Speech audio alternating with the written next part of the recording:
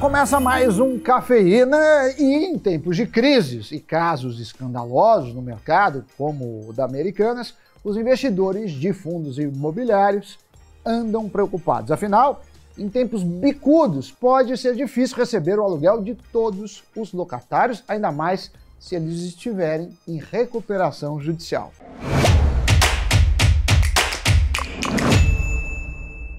Exatamente, Sammy Boy. Pessoal, existem eventuais garantias ou proteções de acordo com cada contrato. É o que dizem os advogados. Mas, em linhas gerais, a inadimplência de um contrato reduz a capacidade de pagamento dos rendimentos de um fundo imobiliário na mesma proporção. Para estimar o impacto nas receitas do fundo, caso um locatário deixe de pagar o aluguel, a conta é simples.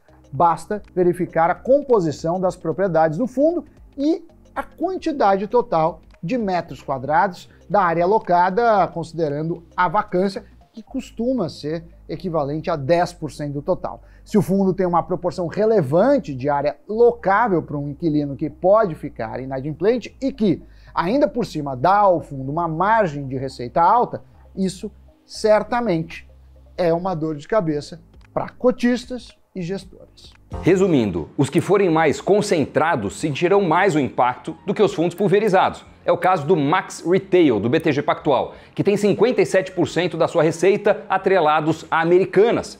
Já o fundo MOL 11 tem apenas 1% dos seus aluguéis exposto a varejista. Isso porque, em fundos de shoppings, os aluguéis do varejo são naturalmente mais diversificados. Mas quais são as seguranças que um fundo pode proporcionar para permitir ao investidor escapar de casos cabeludos, como o da Americanas?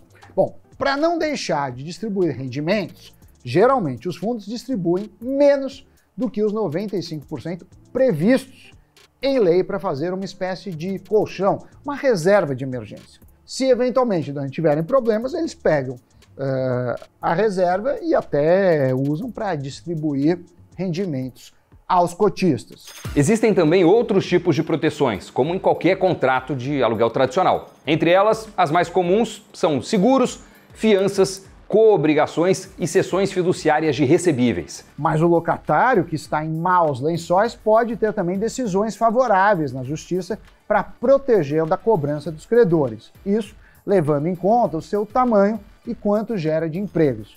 Foi o caso da própria Americanas, que conseguiu uma liminar para se proteger da execução de dívidas dos credores sobre água, luz e aluguel de suas lojas. A empresa recorreu a esse recurso após ser alvo de ao menos 12 ações de despejo. O juiz decidiu que a empresa não poderá ter seus serviços cortados e nem ser despejada, o que é um problema, obviamente, para os fundos que investem na varejista, em outras palavras.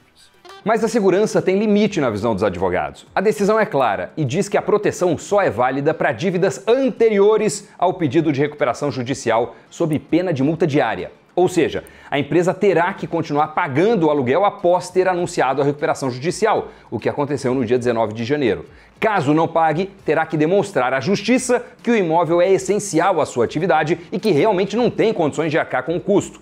Mas isso seria um péssimo sinal para Americanas, já que configuraria que ela não tem condições de continuar com o seu negócio e arcar com despesas básicas. Então, para que continuar de pé? Mas o caso da Americanas não é, ou não deveria ser, uma novidade para os cotistas desses fundos. É que já tiveram casos de fundos que ficaram sem receber aluguéis por conta da pandemia, por exemplo. Pensa, shoppings, entre outros negócios, foram obrigados a ficarem fechados por meses como forma de impedir a circulação do vírus. O resultado? Os dividendos de um grupo de 135 fundos imobiliários, isso, né, tô falando só no Brasil, claro, chegaram a cair pela metade pelo não recebimento dos aluguéis. Só que, passada a pior fase, as cotas foram se recuperando de forma gradual. Portanto, do ponto de vista do investidor, não tem tanto o que temer, já que a desvalorização tende a ser passageira. Antes de vender a sua cota e realizar o prejuízo, o investidor tem que ter em mente que o imóvel alugado para Americanas não vai valer menos do que vale. E, além disso, ele poderá ser locado para outro locatário.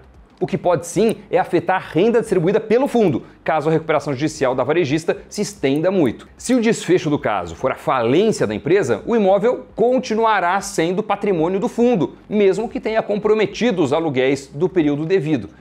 Mas um adendo aí, os FIIs expostos a Americanas têm, até o momento, 1 mês de aluguel vencido. Então a dívida, por enquanto, é equilibrada nesse aspecto. Olhando para o retrovisor, já houve um fundo que tinha em sua carteira uma empresa que entrou em recuperação judicial. Estou falando do RB Capital Renda 2.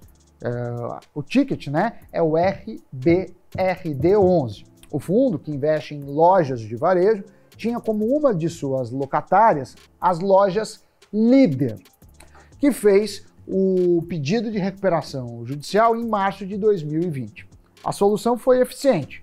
O fundo executou suas garantias e recuperou os imóveis. Agora, ainda que haja garantias, é sempre bom lembrar a regrinha de ouro das finanças, dos investimentos, diversificar o risco.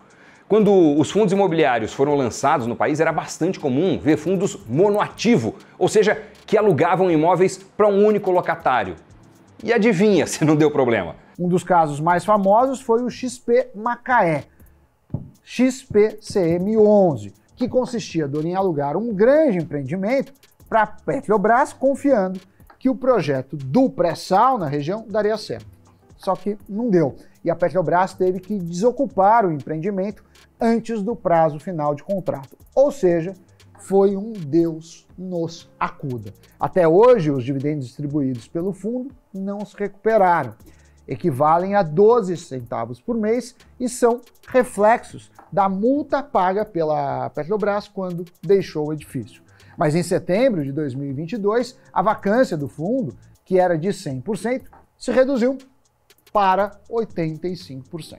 Já o Max Retail do BTG não é um fundo monoativo como era o da XP Macaé, mas se quase 60% da renda estão nas mãos de uma única empresa, isso não deixa de ser arriscado, né? Por maior que ela seja. Afinal de contas, problemas podem acontecer com grandes redes também, mesmo que seja um caso fora da curva. Como dizia um grande matemático alemão, é impossível que o improvável nunca aconteça.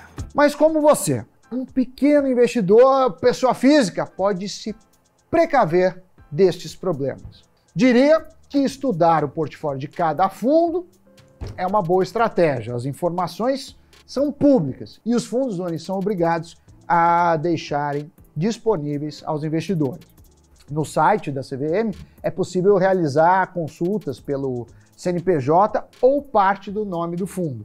Ali é possível, ver o valor diário da cota, o regulamento, os balancetes do fundo e até a composição da carteira com algum delay. E somado a isso, eu reforço a diversificação. Uma carteira com FIIs de diferentes segmentos não deixaria o investidor sem dormir, mesmo se um desses FIIs da carteira tivesse maior exposição a Americanas. E agora, vamos de giro de notícias.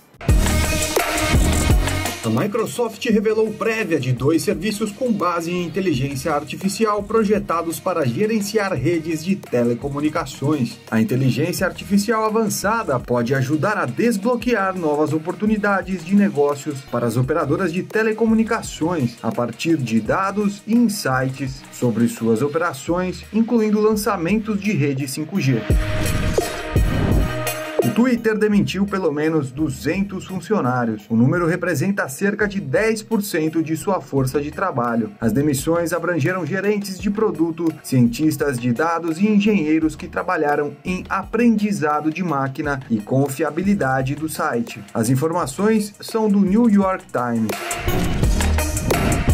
A Snap, proprietária do Snapchat, está lançando um chatbot de inteligência artificial desenvolvido com a tecnologia ChatGPT. Ele estará disponível para assinantes premium do Snapchat Plus. O software foi treinado para ter um tom divertido e alegre. Ele será capaz de oferecer ideias criativas como possíveis presentes para aniversário de um amigo ou escrever um poema sobre um determinado tópico. Notícias giradas, muito obrigado a você que acompanhou o Cafeína até o finalzinho. Muito obrigado por ser inscrito, ser inscrita no nosso canal. E caso não seja, fica aqui o nosso convite para você se inscrever, além, claro, de curtir esse vídeo, se tiver gostado do conteúdo. Fechado, pessoal? Bons investimentos, muito obrigado mais uma vez pela companhia e até o próximo programa. Tchau!